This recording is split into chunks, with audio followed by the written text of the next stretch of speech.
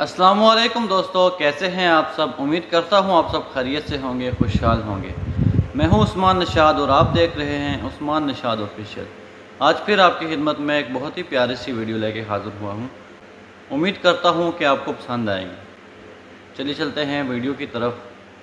فتح و شکست اللہ کے اختیار میں ہے، لیکن میں تمہیں خبردار کرنا اپنا فرض سمجھتا ہوں کہ ہم وہ قوم ہیں جو موت کی اتنی ہی عاشق ہے جتنی کہ تمہیں زندگی عزیز ہے۔ میں نے اللہ کا پیغام تم تک پہنچا دیا ہے۔ خالد رضی اللہ عنہ نے یہ خط ایک ایلچی کو دے کر کہا کہ وہ 2 محافظ اپنے ساتھ لے جائے اور جس قدر تیز جا سکتا ہے یہ پیغام ہرمز تک پہنچائے اور جواب لائے۔ تمہاری واپسی تک میں یمامہ میں نہیں ہوں گا۔ خالد رضی اللہ عنہ نے ایلچی سے کہا، مجھے عراق کی سرحد پر کہیں ڈھونڈ لینا، ابلا کو یاد رکھنا، وہاں سے تمہیں پتہ چل جائے گا کہ میں کہاں ہوں۔ ایلچی کی روانگی کے فوراً بعد خالد رضی اللہ عنہ نے 10,000 کے لشکر کو کوچ کا حکم دے دیا۔ خالد رضی اللہ عنہ کو پتہ نہیں تھا کہ اللہ کی ابھی اور مدد ان کی منتظر ہے۔ امیر المؤمنین ابو بکر رضی اللہ عنہ نے شمال مشرقی عرب کے علاقوں میں آباد 3 قبیلوں کے سرداروں مزعور بن عدی، حرملہ اور سلمہ کو پیغام بھیجے تھے کہ اپنے اپنے قبیلے کے زیادہ سے زیادہ ایسے آدمی مثنہ بن حارثہ کے پاس لے جائیں جنہیں جنگ کا تجربہ ہو اور جو پیٹھ دکھانے والے نہ ہوں۔ انہیں یہ بھی لکھا گیا کہ خالد رضی اللہ عنہ اپنی فوج لے کر آ رہے ہیں اور وہ ان کا اور اپنے لشکر کا سالار اعلیٰ ہوگا۔ ابلا اور دیگر ایسے علاقوں میں جہاں عربی مسلمان ایرانیوں کے محکوم تھے، صورتحال کچھ اور ہی ہو چکی تھی۔ پہلے مثنہ بن حارثہ نے ان بستیوں کے چند ایک جوشیلے نوجوانوں کو ایرانیوں کی فوجی چوکیوں اور فوجی قافلوں پر شبخون مارنے کے لیے اپنے ساتھ رکھا ہوا تھا، لیکن اب اس محکوم آبادی میں سے ایک فوج تیار کرنی تھی۔ کچھ فوج تو انہوں نے اپنے قبیلے بکر بن وائل سے تیار کر لی تھی، جو مدینہ کے ایک سالار علا بن حضرمی کے دوش بدوش عراق کی سرحد کے علاقوں میں مرتدین کے خلاف لڑی بھی تھی۔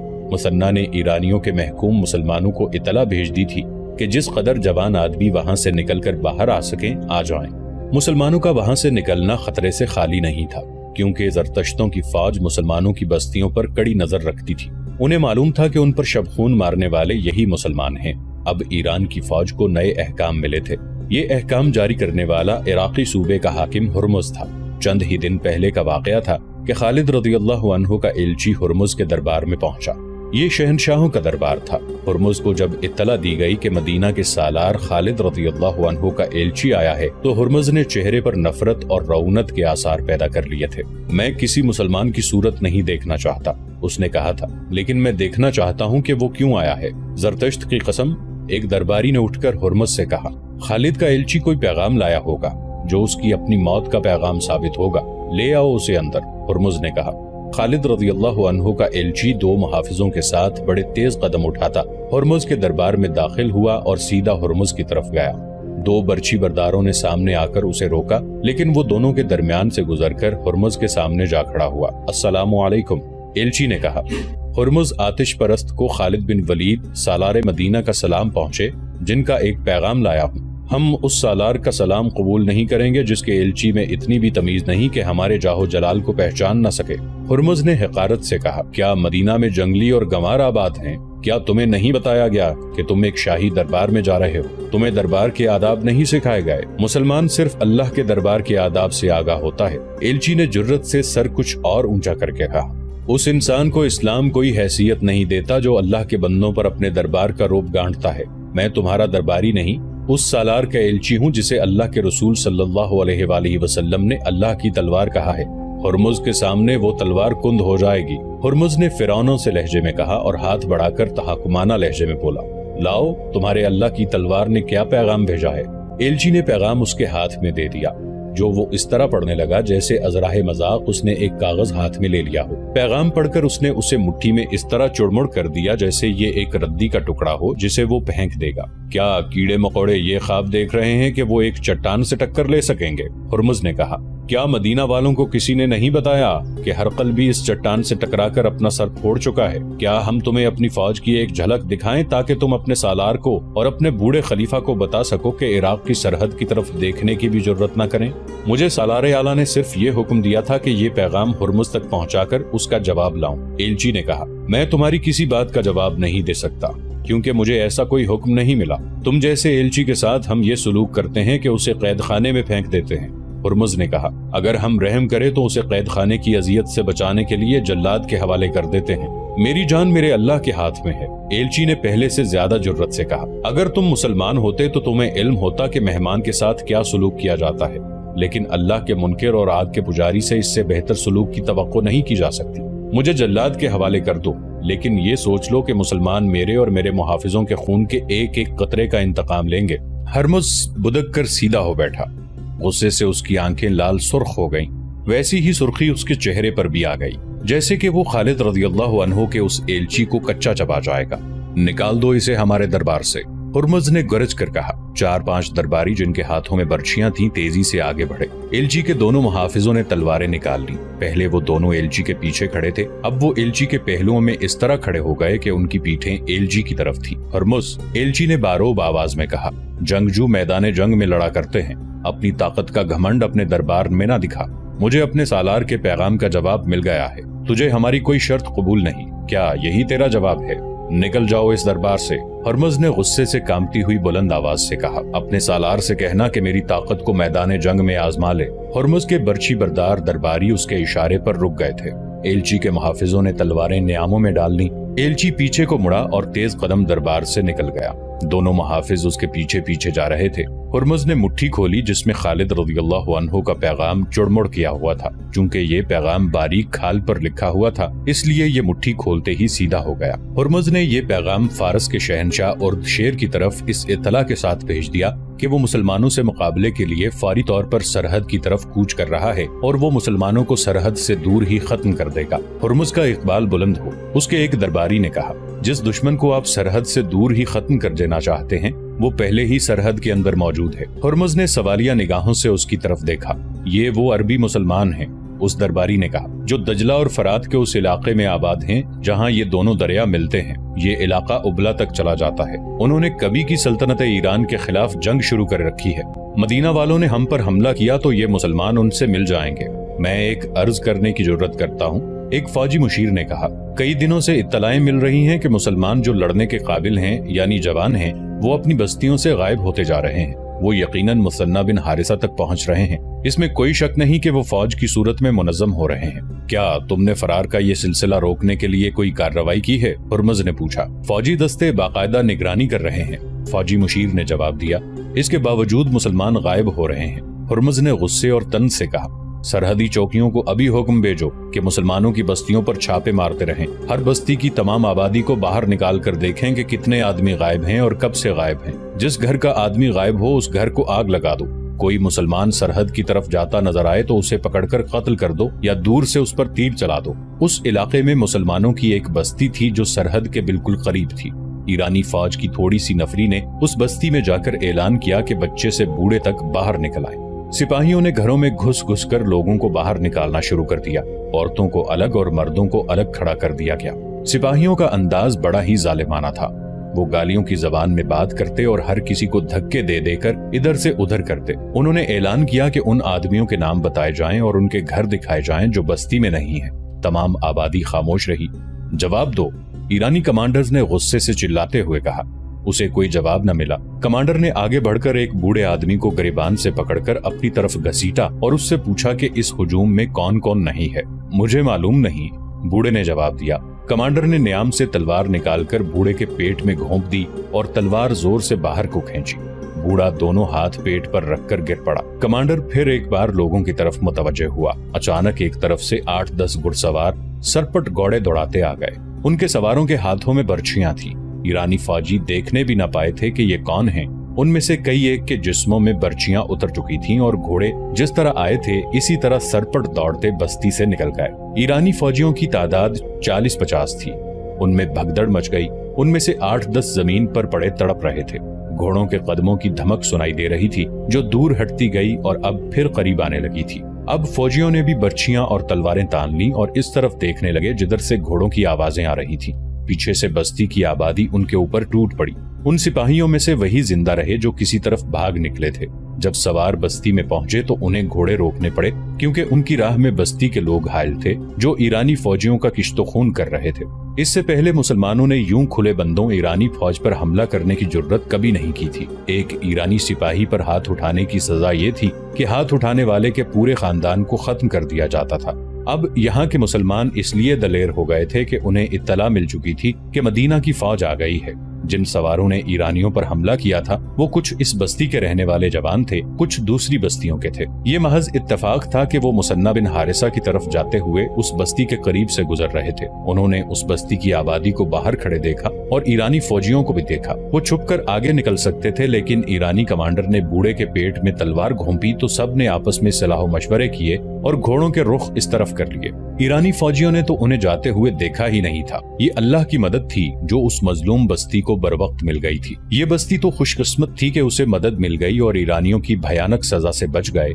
مسلمانوں کی دوسری بستیوں پر تو جیسے قیامت ٹوٹ پڑی تھی۔ ہر بستی کے ہر گھر کی تلاشی ہو رہی تھی۔ یہ دیکھا جا رہا تھا کہ کتنے آدمی غائب ہو چکے ہیں۔ ہر بستی میں ایرانی کئی آدمیوں کو قتل کر رہے تھے۔ بعض مکانوں کو انہوں نے نظر آتش بھی کر دیا تھا۔ 3-4 روز یہ سلسلہ چلا۔ اس کے بعد ایرانی فوج کو بستیوں کی طرف توجہ دینے کی مہلت نہ ملی۔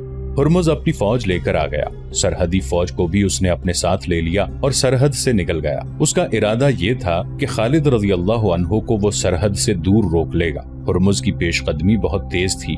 مارچ 633 عیسوی کا تیسرا ہفتہ تھا جب خالد رضی اللہ عنہ نے یمامہ سے 10,000 فوج لے کر کوچ کیا تھا۔ یہ محرم 12 ہجری کا مہینہ تھا۔ ان کی پیش قدمی بھی بہت تیز تھی۔ ہرمز اپنی فوج کے ساتھ اپنی سرحد سے بہت دور کاظمہ کے مقام پر پہنچ گیا اور فوج کو وہیں خیمہ زن کر دیا۔ یہ مقام یمامہ اور ابلا کے راستے میں پڑتا تھا۔ ہرمز کو معلوم نہیں تھا کہ اس کی پیش قدمی کو دیکھنے والے موجود ہیں۔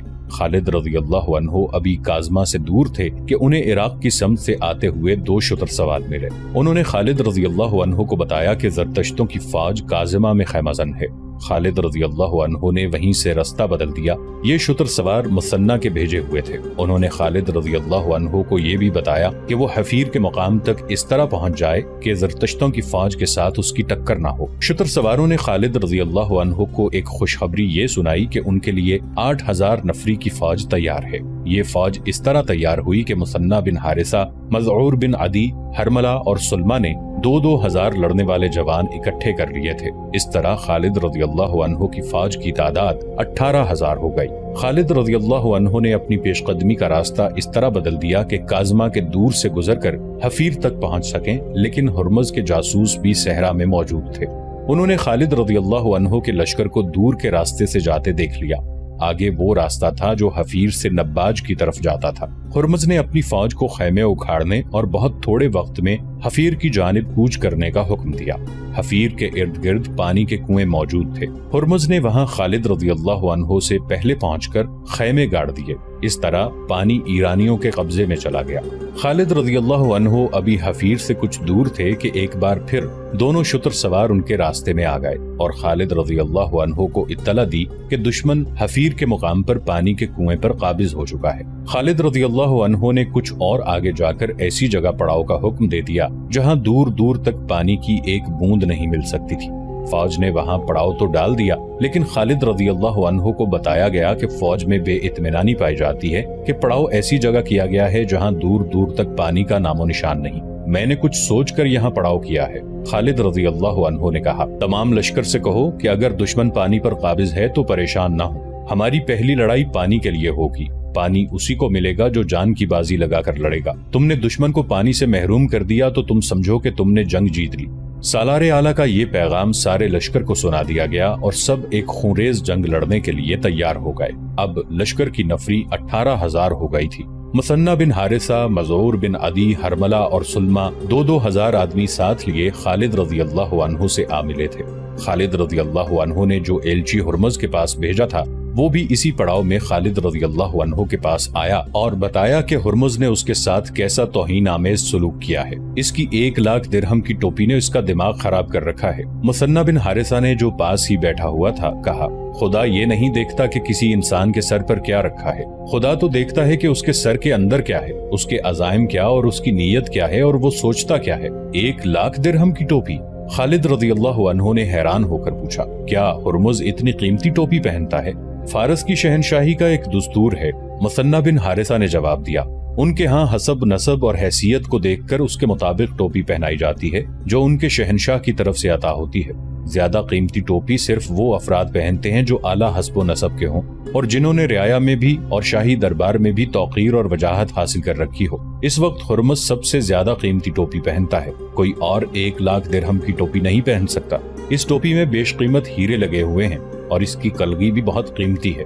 فرعونوں نے اپنے سروں پر خدائی کی ٹوپیاں سجا لی تھیں۔ خالد رضی اللہ عنہ نے کہا، کہاں ہیں وہ؟ کہاں ہیں ان کی ٹوپیاں؟ مجھے کسی کی بیش قیمت ٹوپی مروب نہیں کر سکتی، نہ کسی کی ٹوپی تلوار کے وار کو روک سکتی ہے۔ مجھے یہ بتاؤ کہ آتش پرستوں کی فوج لڑنے میں کیسی ہے اور میدان جنگ میں کتنی تیزی سے نقل و حرکت کرتی ہے۔ فارس کے سپاہی کی زرہ اور ہتھیار دیکھ کر خوف سا آتا ہے۔ مثنہ بن حارثہ نے خالد رضی اللہ عنہ کو بتایا، سر پر لوہے کی زنجیروں کے خود، بازوؤں پر کسی اور دھات کے خول اور ٹانگیں آگے کی طرف سے موٹے چمڑے یا دھات سے محفوظ کی ہوئی۔ ہتھیار اتنے کہ ہر سپاہی کے پاس ایک برچی، ایک تلوار، ایک وزنی گرز، ایک کمان اور ایک ترکش ہوتی ہے جس میں ہر سپاہی 30 تیر رکھتا ہے۔ اور لڑنے میں کیسے ہیں؟ جرت اور عقل سے لڑتے ہیں، مثنہ بن حارثہ نے جواب دیا۔ ان کی دلیری مشہور ہے۔ مثنہ، خالد رضی اللہ عنہ نے کہا، کیا تم نے محسوس نہیں کیا کہ آتش پرستوں کے سپاہی کتنے کمزور ہیں اور ان کی جرت کی حد کیا ہے؟ ان کی جرت کی حد آہنی خود اور بازوؤں اور ٹانگوں پر چڑھائے ہوئے خولوں تک ہے۔ وہ نہیں جانتے کہ جذبہ لوہے کو کاٹ دیا کرتا ہے۔ لوہے کی تلوار اور برچھی کی انی جذبے کو نہیں کاٹ سکتی۔ زرہ اور دھات یا چمڑے کے خول حفاظت کے جھوٹے ذریعے ہیں۔ ایک خول کٹ گیا تو سپاہی اپنے آپ کو غیر محفوظ سمجھنے لگتا ہے، پھر اس میں اتنی سی جرت رہ جاتی ہے کہ وہ اپنے آپ کو بچانے کی اور بھاگنے کی کوشش کرتا ہے۔ اللہ کے سپاہی کی زرہ اس کا عقیدہ اور ایمان ہے۔ میں تمہیں فارسیوں کی ایک اور کمزوری دکھاؤں؟ خالد رضی اللہ عنہ نے قاصد سے کہا، سالاروں اور کمانداروں کو فوراً بلواؤ، فوری طور پر کاظمہ کی طرف کوچ کرو۔ خالد رضی اللہ عنہ نے حکم دیا اور کوچ بہت تیز ہو۔ ہرمز حفیرہ کے علاقے میں پڑاؤ کیے ہوئے تھا۔ وہ کاظمہ سے اپنی فوج کو یہاں لایا تھا کیونکہ خالد رضی اللہ عنہ کا لشکر حفیرہ کی طرف آ گیا تھا۔ اب یہ لشکر پھر کاظمہ کی طرف جا رہا تھا۔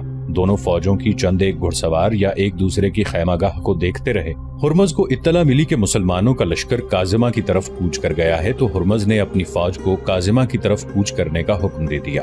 ہرمز کو ابلا کی بہت فکر تھی۔ یہ ایرانیوں کی بادشاہی کا بہت اہم شہر تھا، یہ تجارتی مرکز تھا۔ ہندوستان کو تاجروں کے قافلے یہیں سے جایا کرتے تھے اور ہندوستان خصوصی سندھ کا مال اسی مقام پر آیا کرتا تھا۔ یہ ایران کا فوجی مرکز بھی تھا۔ اس علاقے کے رہنے والے مسلمانوں کو دبائے رکھنے کے لیے ابلا میں فوج رکھی گئی تھی۔ ہرمز کی کوشش یہ تھی کہ مسلمانوں کا لشکر ابلا تک نہ پہنچ سکے۔ ہرمز کو ابلا پہلے سے زیادہ خطرے میں نظر آنے لگا کیونکہ مسلمان ابلا کے جنوب میں کاظمہ کی طرف جا رہے تھے۔ مسلمانوں کے لیے کوچ اتنا مشکل نہ تھا جتنا ایرانیوں کے لیے دشوار تھا۔ مسلمانوں کے پاس اونٹ اور گھوڑے خاصے زیادہ تھے، سپاہی ہلکے پھلکے تھے، وہ آسانی سے تیز چل سکتے تھے۔ ان کے مقابلے میں ایرانی سپاہی زرہ اور ہتھیاروں سے لدے ہوئے تھے، اس لیے وہ تیز نہیں چل سکتے تھے۔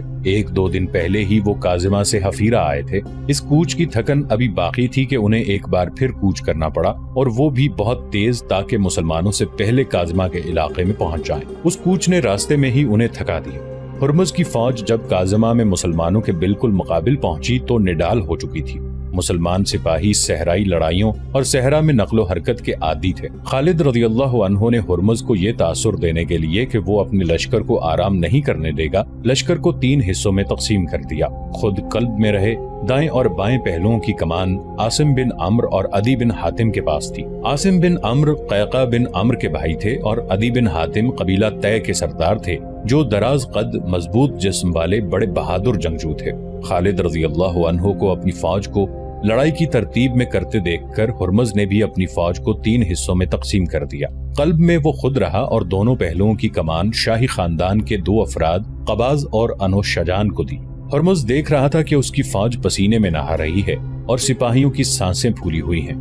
انہیں آرام کی ضرورت تھی لیکن مسلمان جنگی ترتیب میں آ چکے تھے۔ ہرمز نے اپنی فوج کی ترتیب ایسی رکھی ہوئی تھی کہ کاظمہ شہر اس کی فوج کے پیچھے آ گیا۔ ان کے سامنے ریگستانی میدان تھا اور ایک طرف بے آب و گیا ٹیلا نما پہاڑیوں کا سلسلہ تھا۔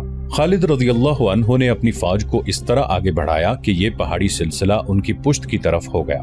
اپریل 633 عیسوی کے پہلے ہفتے کا ایک دن تھا جب مسلمان پہلی بار آتش پرست ایرانیوں کے مقابلے میں آئے۔ اگر خالد بن ولید مارا جائے تو یہ معرکہ بغیر لڑے ختم ہو سکتا ہے۔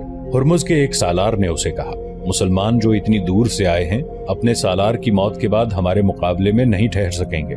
फौज से कहो जंजीरें बांध लें। हुर्मुज ने सालार से कहा, मैं उनके सालार का बंदोबस्त करता हूँ, सबसे पहले यही मरेगा।